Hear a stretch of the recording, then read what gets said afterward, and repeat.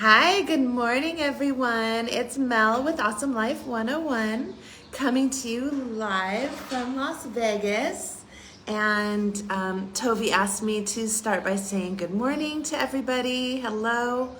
And, to just talk about how we're counting our blessings right now that we are able to be working while we're here on vacation in Las Vegas and creating our awesome life while we're enjoying our awesome life. And we wish the same for all of you out there.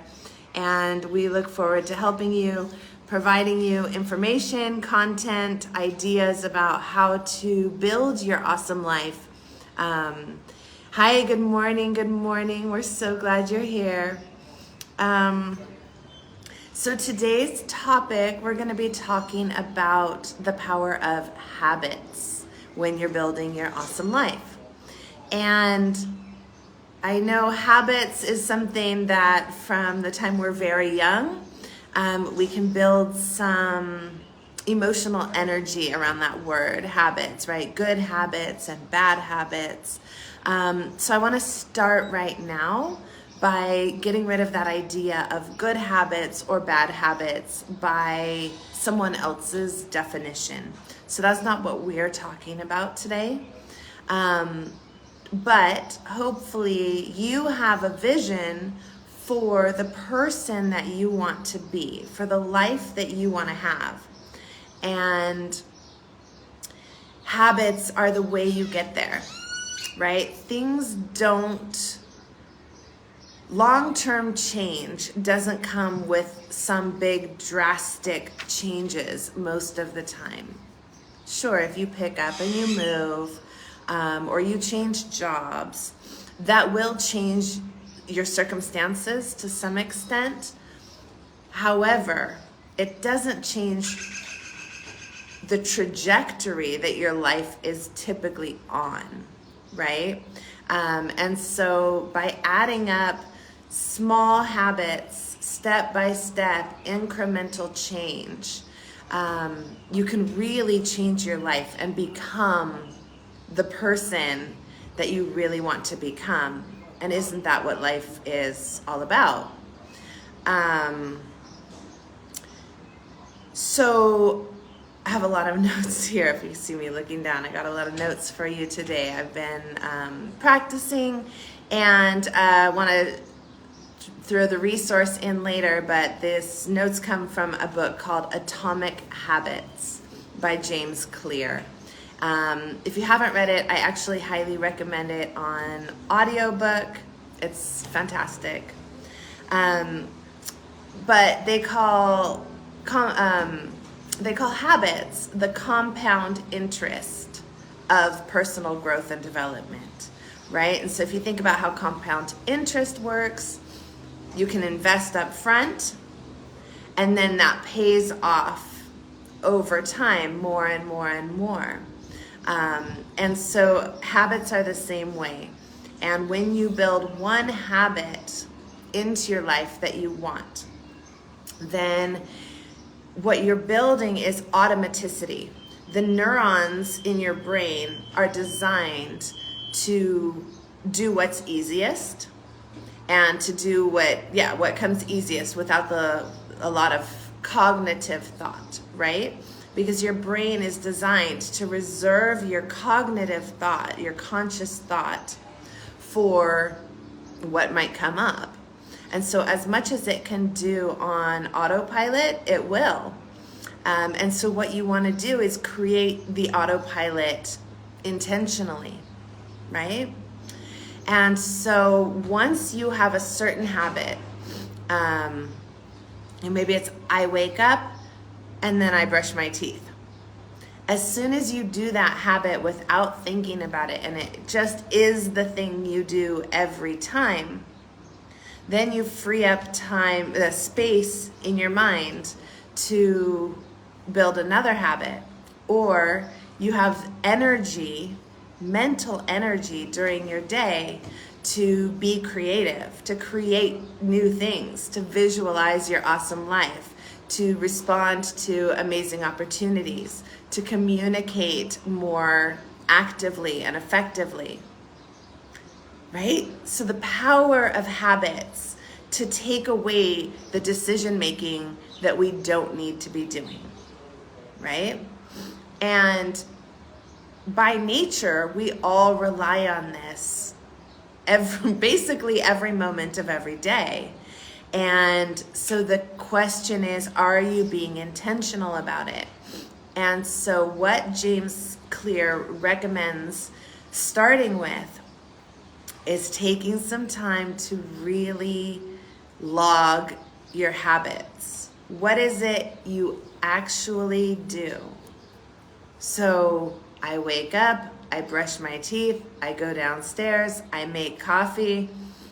I'll be honest, sometimes my bad habit, for me, it's not supporting the life I want.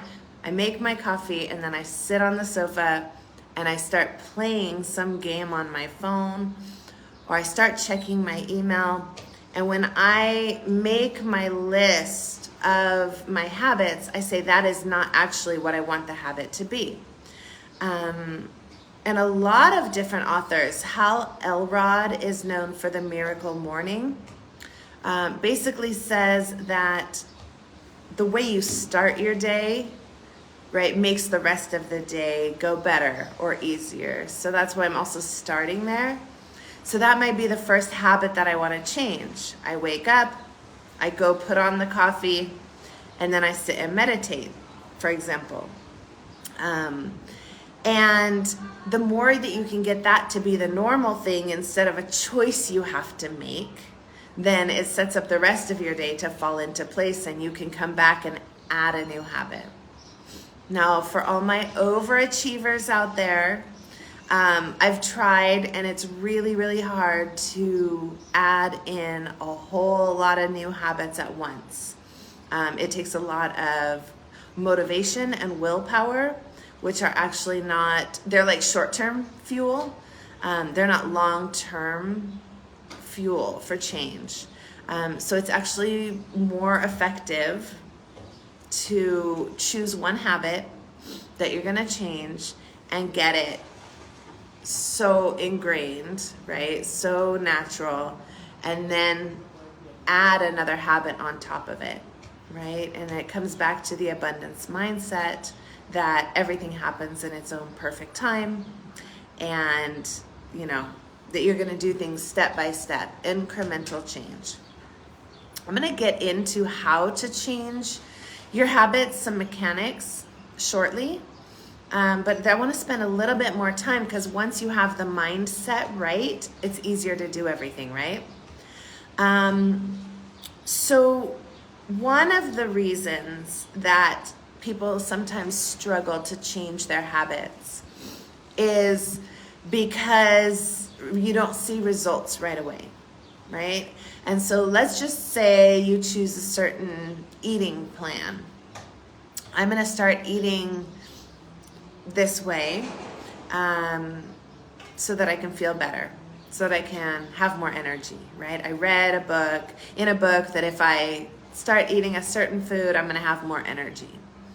And so you do that for 2, 3, 4 days, maybe even weeks, maybe even months, and maybe you don't see any results. And you're like, well, this isn't working. I'm not seeing any more energy. I'm going to try something different, right? And so James Clear tells the analogy to Chinese bamboo.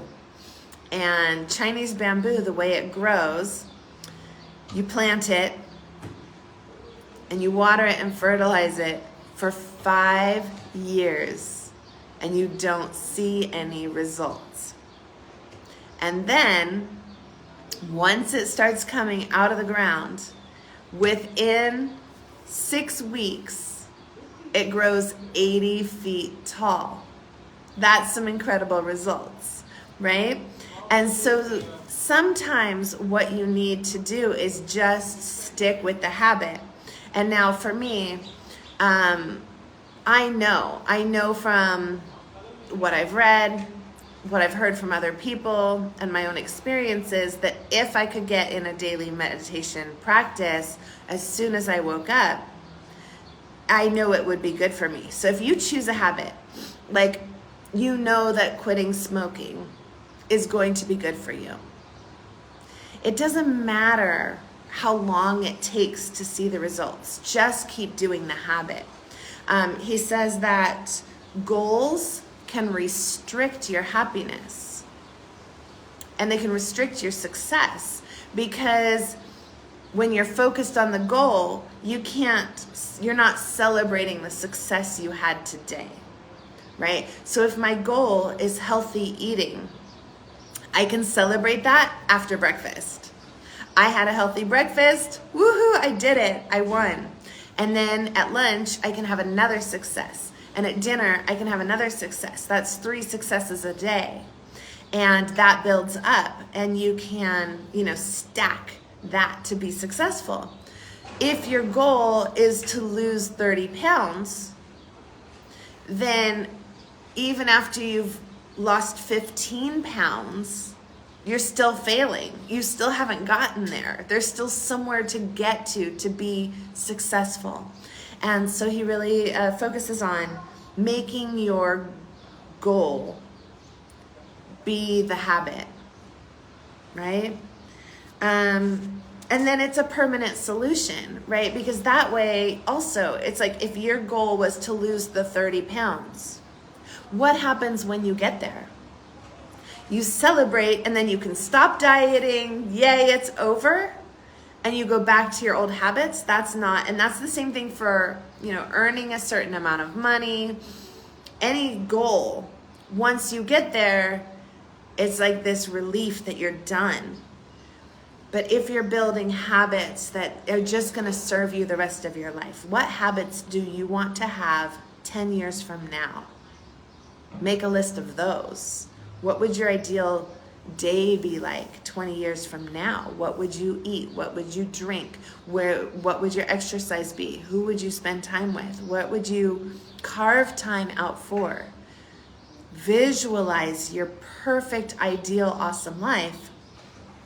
And then step by step, build the habits that are going to get you there. So in terms of some mechanics, he says that if you are having trouble changing your habits, the problem is not you. The problem is your system.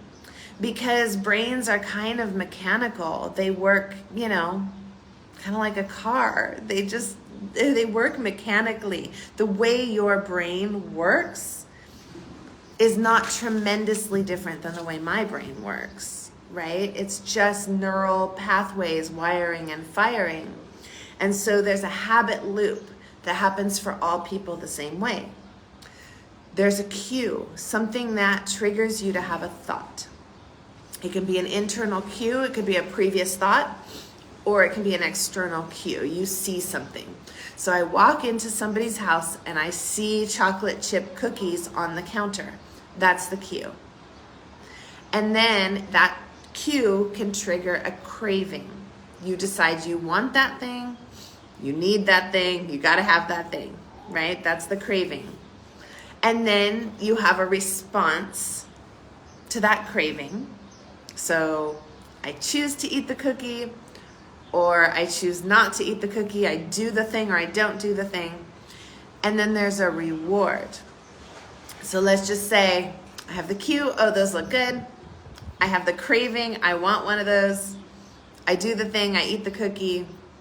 And then I have the reward, which is the sugar hitting my tongue, which evolutionarily is going to have an effect on my brain just from the sugar and the fat, right? And I get the reward, the dopamine hit that gives me, and my brain stores it as a memory of, yes, when I eat a chocolate chip cookie, there's a reward. So next time I see chocolate chip cookies, it's even easier for me to decide what to do if I haven't trained my brain. I can't remember who I was listening to. Oh, yes, I can. My favorite, Dr. Joe Dispenza, talks about getting your brain to be, and your body, your biology, to submit to your will, right? And so this is your brain wiring and firing, but we're not at the mercy of it. We choose. Okay, here's going to be the cue. So I used to have a pretty big drive-through problem. I would drive past the first few drive-throughs, but then I would succumb sometime between where I was and where I was going. I would have to stop through a drive-through for something. I admit it. And so that was the cue. I would see the drive-through, I would get the craving, eventually I would have the response. So I trained myself to say, ew, yuck, gross, I don't want to put that in my body. And that became my habitual response. I see a drive-through, I go, ew, gross, I don't want to put that in my body. And the reward was, I felt good. I was proud of myself and I felt good for having made that decision. And so I built up that habit. And this is a good time to talk about how long does it take to build a habit? And the amount of time is truly irrelevant because it's about getting your reps in. If you ask me, if I start lifting weights today, how long is it going to take me to put on 5 pounds of muscle? Well, the question is, how often are you doing it? How much weight are you doing, right? So you're recreating the neural pathways, just the way you're building that mental muscle, just the way when you go to the gym, you're building a physical muscle, right? So you want to get the reps in. How many times have I done this? How many times have I chosen to eat healthy? If it's once a day, great. But if it's 3 times a day, it's gonna get easier and faster. The more successes that you pile on top of each other, the more quickly, the more easily your habits are gonna get changed and you can move on to the next thing that you wanna work on, right? And so back to the mechanics. So if we have these 4 laws of human behavior, we've got the cue,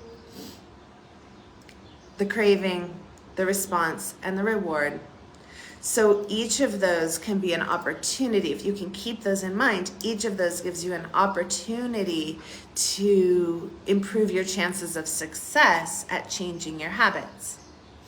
So the first thing is, make it obvious. If you want to adopt a good habit, let's say you want to adopt the habit of drinking more water. So at the beginning, when this is not a habit that you have, you can fill glasses of water and set them out in key strategic places in your house. You can have a bottle of water waiting for you in your cup holder in your car, right? And then you practice drinking them in the day and just building that habit of drinking them. And you can always streamline it later, right? So it's not such a big deal. But to get started, you want to put those reminders of your good habits where they're going to be effective. So if your habit is to wake up and go to the gym, put your shoes somewhere that you're first going to stumble on them, right? Don't hurt yourself. But put your shoes somewhere where it just becomes so obvious you can't forget. Put that cue there. So that the cue's there. And contrarily, if you're trying to break a bad habit, take away the cues, remove them from your environment. And maybe that just means make them harder to see, right? So maybe don't leave the chocolate chip cookies on the counter. Maybe, he talked about put the beer in the back of the refrigerator and put the healthy choices in the front of the refrigerator so things are not quite as triggering. Create for yourself a plan, right? This is still part of your cue, making it obvious. Create an implementation plan where if my goal is to meditate, I need to know when. is not just good enough to say, I'm going to meditate every day. God, that's going to take so much thinking each day to figure out, is now the time? How should I do it? When should I do it? So create a plan, exactly what you're going to do each day. I wake up, I go and turn on the coffee maker, I set my timer for 18 minutes, I sit and meditate. That's it. Once you have your plan and you know what you're going to do, it makes it easier, which we'll talk about a little bit more as well. So the next thing is make it attractive. Our brains are, responsive to dopamine, to that reward. And honestly, they've done studies, and the dopamine is released in our brain basically the instant before we make a decision. So it's not eating the chocolate chip cookie that actually gets us to release the dopamine. It actually gets released the moment we make the decision that we're gonna do the thing. So you want to match the habit you're trying to build with one strategy is to match the habit that you want to build with something that you already like to do. So for example, if working out is a habit you don't have that you want to build, think if there's something you can pair it with that you really enjoy. So for example, a lot of people will put their exercise equipment in the same room as their television, and they only get to watch TV when they're working out.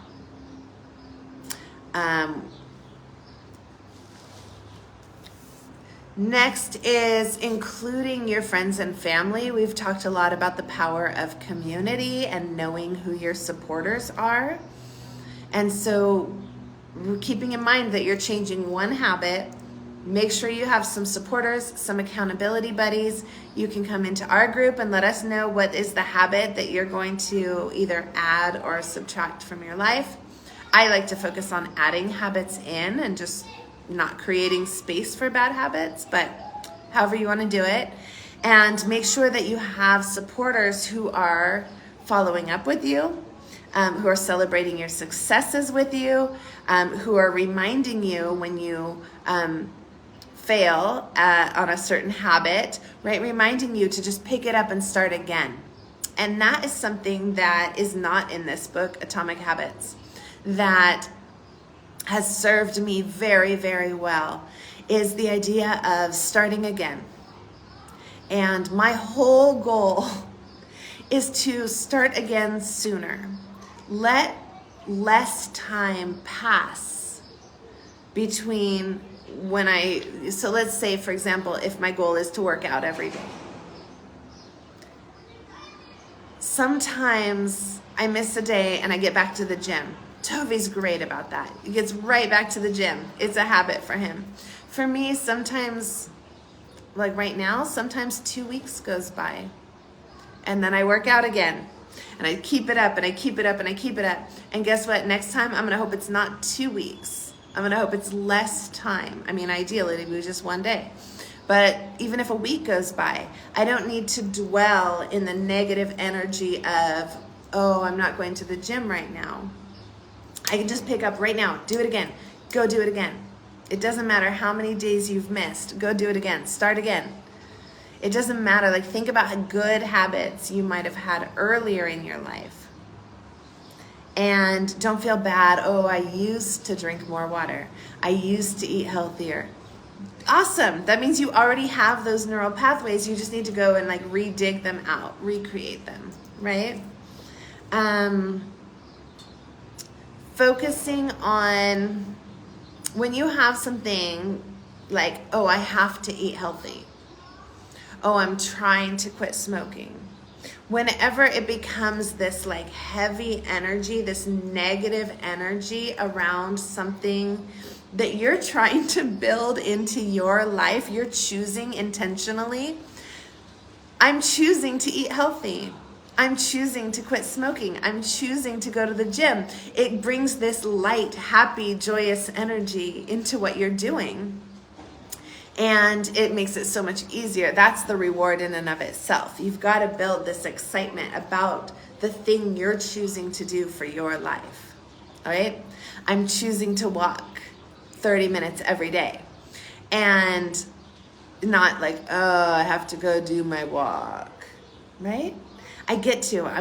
Look at me. I have the ability. I have the time. I have the physical health to go do this thing. Right? And maybe if you don't have the time or the physical health for that, obviously you choose something that works for you. And I think last but not least is some of you may be like me and you may be a little bit of an overanalyzer, and I can spend hours and hours making a spreadsheet, making a plan, getting the meal plan all like analyzed out. But if you don't do the action, it doesn't really count. Making the plan doesn't count if you don't follow through with the action. And so start the action right away if it's healthy eating, right? You know what that means. And yes, you can always come back and plan more about how you're going to prep your meals, what day and what time, but don't get stuck in that mode. James Clear says that we can sometimes fall into that as a way of like procrastinating or avoiding doing the thing. And he calls it motion. So you feel like you're doing it because you're like, I've been researching all day, right? But then if you go and don't take the action, for in my example, right? If I go and eat the pizza because I've spent so much mental energy planning my healthy eating, it doesn't count, right? So better off go to the store, buy some carrots and eat them, and then leave the planning for another day. Procrastinate on the planning, if anything, right? Not on taking the action. Because you want to get those reps in and build the habit. You can always refine it later, right? They say perfect is the enemy of good, right? Just do something. You can always refine it. And last but not least, keep in mind that you want to make it easy, right? Make your brain, we tend towards the path of least resistance. And so whatever you can do to make these habits easy for you to do, for example, it's a great example of like if you have a hose, you're holding a hose and there's a kink in it, right? It's bent. And you turn on the water and the water flows very low, right? What makes more sense? Go turn up the water flow or unkink the hose, right? And so if you have a kink in your hose, if your system's not smooth and you go and you're cranking up your energy, your motivation, I'm going to eat healthy. I know I'm working really hard at eating healthy, right? And it's becoming burdensome for you. Think about where's the kink. What is making it, what could you do to make it easier, to unkink the hose, right? So for example, I heard something once about like baby carrots aren't the best for you and you should really be eating whole carrots. And so I would buy them and I'd bring them home and then I'd wouldn't have the energy to scrub them or whatever. And so I got back into the habit of buying the baby carrots or the pre-chopped vegetables. And sometimes doing what's easier allows you to build the habit, and you can always come back and refine it, as your energy and time and money permit. So I hope this is useful to you. Let me make sure I went through all the different steps of the habit. So reduce the cues, right? Make sure that you add in the cues of good habits and remove the cues of bad habits from your environment. The craving, I didn't even really talk about the craving, but make it attractive. I did. Couple what you have to do, your new habit, with something you already enjoy doing or something you already do automatically, put them together, make it attractive. The response, right? Make it easy, make it automatic. And then the reward, right? Keep in mind to celebrate those successes, to be aware of your successes and have somebody that you're sharing them with, and a way that you're celebrating them that isn't actually taking away from your progress. So if your goal is healthy eating, have a celebration of that doesn't undermine it, right? So my celebration for healthy eating is not junk food, right? My celebration for healthy eating could be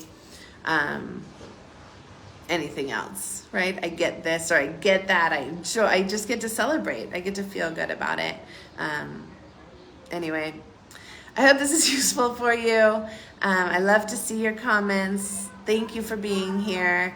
And I will drop the link to the book in the comments later. And I'll put this up on YouTube soon so you guys can rewatch it anytime. Love you. Thanks for being here with me. And go out and practice this and let us know how it goes for you.